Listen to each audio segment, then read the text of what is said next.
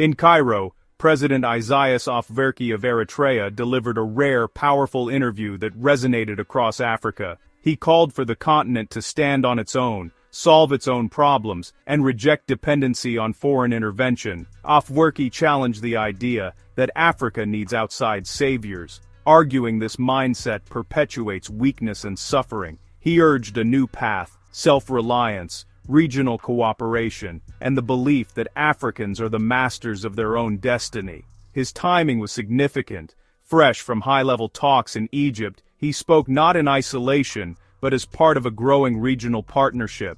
Afwerki's vision, the Horn of Africa and the Red Sea as a home for its nations, not a chessboard for global powers. His message is a rallying cry for millions tired of foreign interventions that deepen division. From Cairo, he signaled a future where African nations claim full responsibility for their security, resources, and prosperity.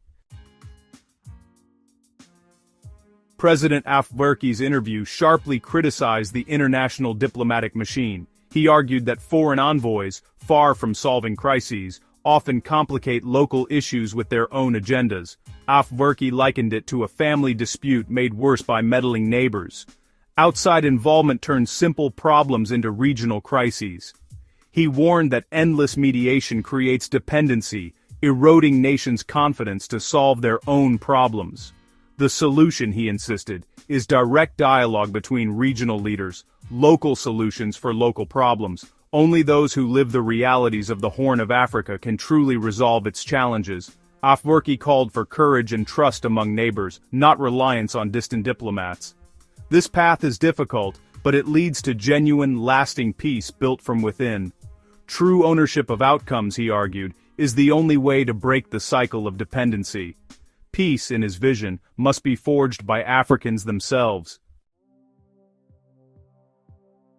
The Red Sea, a vital global trade route, has long attracted foreign interest. President Afwerki declared its security the sole responsibility of the countries along its shores: Eritrea, Egypt, Sudan, Saudi Arabia, Yemen, Djibouti, and Somalia. He warned that foreign military bases undermine sovereignty and turn host nations into pawns of global powers. Such bases, he argued, invite conflict and erode local control. Afwerki's vision is clear: the coastal states must cooperate to secure their own waters.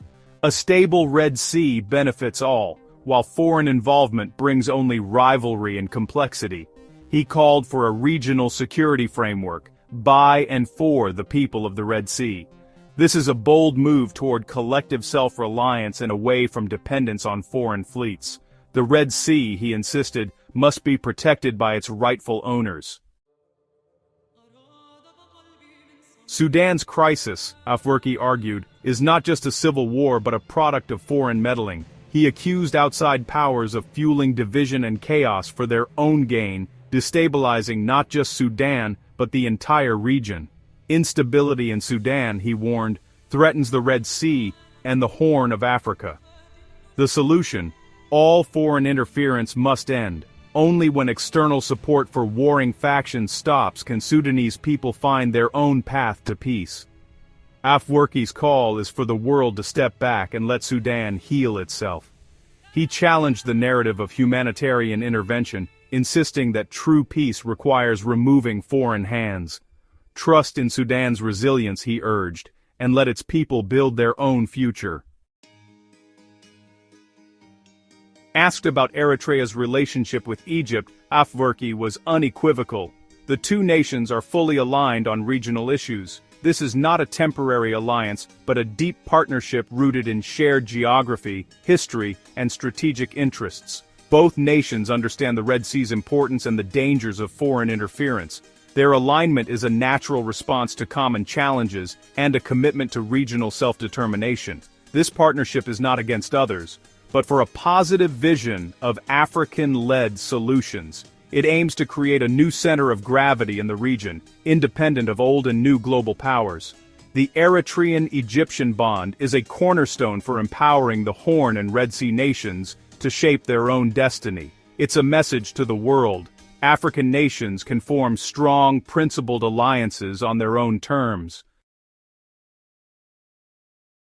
Afwerki expanded his critique to the continent, describing Africa as trapped in modern economic bondage. He argued that Africa's resources are exploited by external powers, keeping the continent dependent and underdeveloped. The African Union, he said, has failed to defend true unity and independence, weakened by internal flaws and foreign influence. Instead of a strong collective voice, the AU often reflects the very dependency it was meant to overcome. Afwerki called for a genuine, effective Pan-Africanism, an organization that is independent, self-sufficient, and able to defend Africa's interests. He urged African nations to reclaim control over their economies, add value to their resources, and trade with each other. The goal: ensure Africa's wealth benefits its own people first. For Afwerki, this is the only path to true freedom and dignity in the 21st century. President Afwerki's interview was a manifesto for African self-determination. He insisted the Horn of Africa is not helpless, nor waiting for a savior. Africans must solve their own problems. His core message: Africa's destiny is in African hands. While external powers bear blame, Afwerki called for introspection and ownership of the continent's future. True freedom, he argued, is not given. It is earned and defended daily. The end of colonialism did not bring automatic independence. The struggle for real sovereignty continues. It requires unity, vigilance, and self-reliance. Afwerki's vision is hopeful: a peaceful, cooperative Horn of Africa, a secure Red Sea, and a continent breaking free from modern chains. The promise is clear: a proud, independent Africa shaping its own future. This is the inspiring call for a continent to claim its own glorious freedom.